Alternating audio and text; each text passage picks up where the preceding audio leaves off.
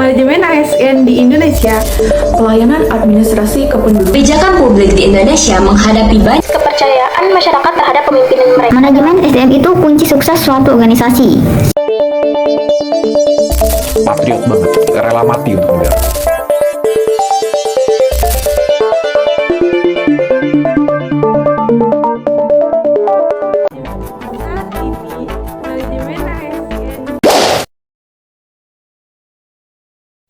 Saat ini, manajemen ASN di Indonesia masih menghadapi kendala dalam menerapkan sistem merit. Sistem ini seharusnya memastikan bahwa rekrutmen, promosi, dan pengembangan pegawai ASN dilakukan berdasarkan kualifikasi dan kinerja, bukan karena hubungan pribadi. Di kondisi ideal, sistem merit akan membuat ASN dinilai dan dipromosikan secara adil dan objektif. Dampak positifnya adalah kualitas pelayanan publik meningkat dan masyarakat makin percaya pada birokrasi. Namun, jika sistem merit tidak berjalan baik, ini bisa memicu ketidakpuasan dan merusak citra ASN. Pihak yang terdampak adalah ASN, masyarakat sebagai pengguna layanan, dan pemerintah yang harus menjamin pelaksanaannya. Kebijakan yang mendukung sistem merit ini, misalnya Undang-Undang Nomor 5 Tahun 2014, serta inisiatif dari BKN untuk digitalisasi manajemen ASN.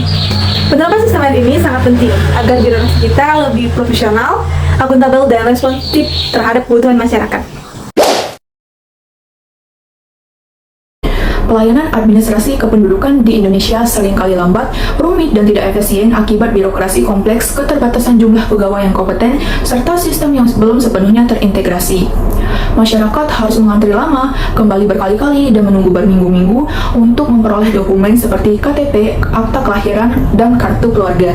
Idealnya, pelayanan ini harus cepat, mudah, dan efisien yang memungkinkan masyarakat mengurus dokumen secara online atau melalui sistem terintegrasi.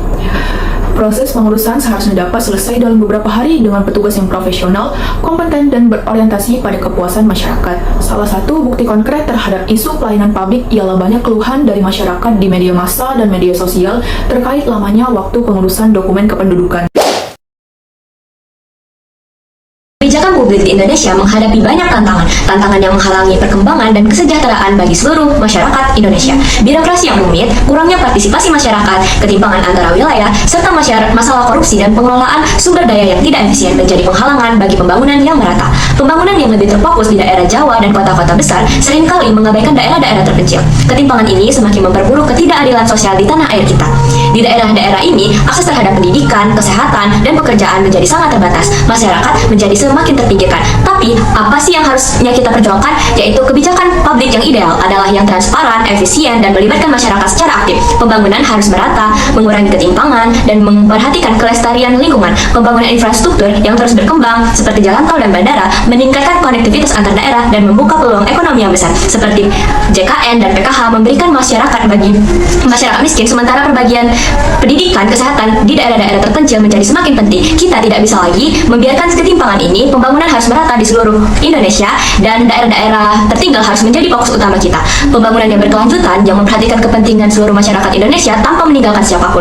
Untuk Indonesia yang lebih baik, mari kita bersatu bekerja sama untuk meningkatkan Indonesia yang maju dan berkelanjutan demi masa depan kita semua, karena setiap kebijakan harus melibatkan kita semua.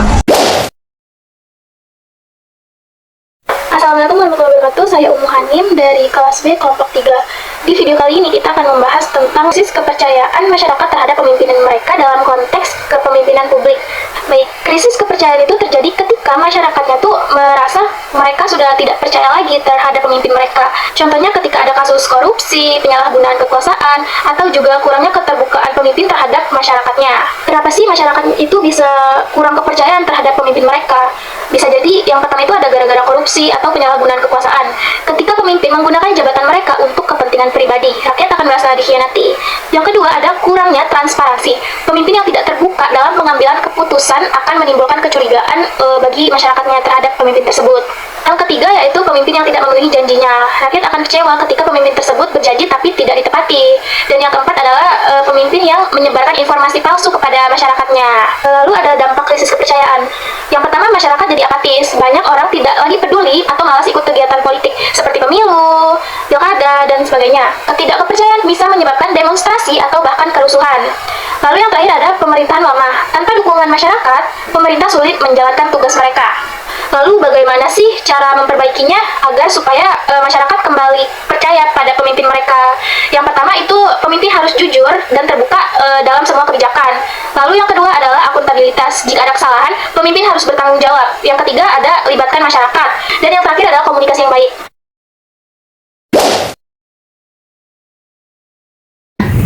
Pertama-tama, manajemen SDM itu kunci sukses suatu organisasi. Sebagai mahasiswa, kita harus paham dong bahwa organisasi sukses itu nggak cuma karena produk atau jasa yang mereka tawarkan, tapi juga karena orang-orang yang ada di dalamnya. Kalau SDM yang nggak dikelola dengan baik, misalnya nggak ada pelatihan atau pembinaan, organisasi itu bakal kesulitan untuk berkembang kan. Jadi, paham kan kenapa manajemen SDM itu penting banget buat kita selanjutnya.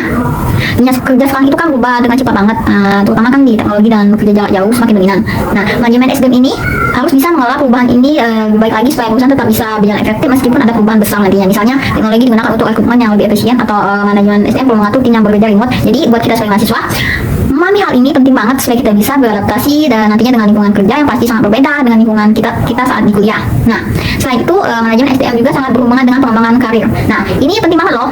Contohnya karyawan yang merasa ada ruang untuk berkembang dan belajar akan lebih loyal dan produktif. Jadi kalau kita nanti di bagian organisasi, kita juga bisa merasakan manfaatnya kan. Nah, sebagai mahasiswa kita juga butuh untuk terus berkembang dan belajar. Dan manajemen SDM ini punya peran besar dalam menciptakan kesempatan itu untuk kita. Ini juga memotivasi kita untuk jadi karyawan yang lebih baik nantinya. Di dunia kerja yang semakin beragam ini, manajemen SDM harus bisa mengolah perbedaan ini dengan bijak.